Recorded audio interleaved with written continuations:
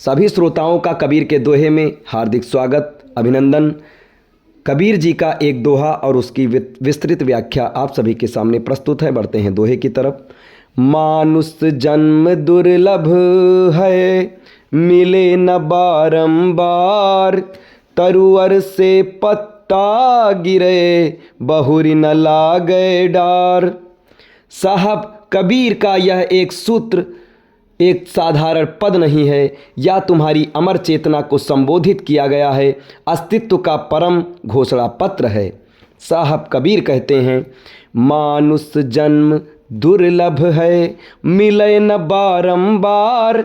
ये मनुष्य शरीर जो तुमको मिला है, ये कोई साधारण घटना नहीं है, ये आकस्मिक नहीं, ये दुर्घटना नहीं, ये ब्रह्मांड की एक महासाजिश है, एक दिव्य निमंत्रण है। ये कोई छोटा मोटा संयोग नहीं है, ये परमात्मा का सीधा हस्ताक्षर है तुम पर। सोचो जरा, अरबों सालों की यात्रा में तुम चींटी बनकर नहीं रह गए, कोई ढोर पशु पक्षी कीड़े मकोड़े बनकर नहीं रह गए, कोई ऐसा शरीर नहीं मिला जो सिर्फ पेट भरने और काम वासना में डूबा रहे। तुम मनुष्य बने हो, ये कोई संयोग नहीं है, ये ब्रह्मांड का एक अनमोल उपहार है। ये चेतना मिली है तुमको, वह क्षमता जो स्वयं को जान सकती है। यही तो सबसे बड़ा चमत्कार है। मनुष्य यानी वह प्राणी जिसमें जागने की संभावना है। बुद्ध बनने की भूमि है, कृष्ण बनने की लय है, राम बनने की मर्यादा छिपी हुई है। पशु का विकास बाहर की ओर है, मनुष्य का विकास भीतर की ओर खुलता है, एक अनंत आकाश की ओर।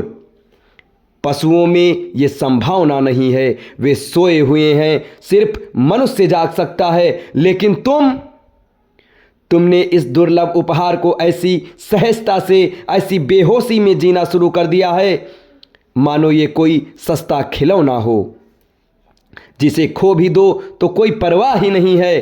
खाना, कमाना, सोना, शिकायत करना और फिर मर जाना, क्या यही है तुम्हारी महान यात्रा का अर्थ? और एक दिन मृत्यु, क्या यही है तुम्हारी चेतना की पराकाष्ठा? तुम्हारे भीतर एक अमृत बीज गिर रहा है, पर तुम उसे पहचानने के बजाय व्यर्थ के कांटों को सींच रहे हो। तुम अगले जन्म की कल्पना पर भरोसा कर रहे हो। ये अगले जन्म की सांत्वना सिर्फ मूर्खों का अफीम है। कल कभी नहीं आता और अगला जन्म, उसे तो तुम अभी यहीं पर तय कर रहे हो। इसे टालने का कोई गुंजाइश ही नहीं है। और फिर साहब कबीर की परम चेतावनी, तरुअर से पत्ता गिरे, बहुरी न लागे डार।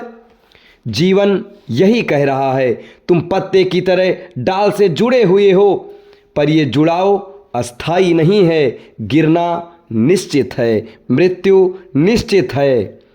पत्ता गिरना विदाई की परम घोषणा है। ये बात उतनी ही पक्की है जितनी सूरज का पूरब से निकलना। तुम सोचते हो मृत्यु पड़ोसी को आएगी, दोस्त को आएगी, मुझे नहीं आएगी। यही अहंकार की सबसे बड़ी मूर्खता है। तुम्हारे पैदा होने के क्षण से ही तुम हर सांस के साथ मर रहे हो। समय कोई तिजोरी में रखी जा सकने वाली चीज नहीं है, ये रेत की तरह मुट्ठी से फिसलता जा रहा है।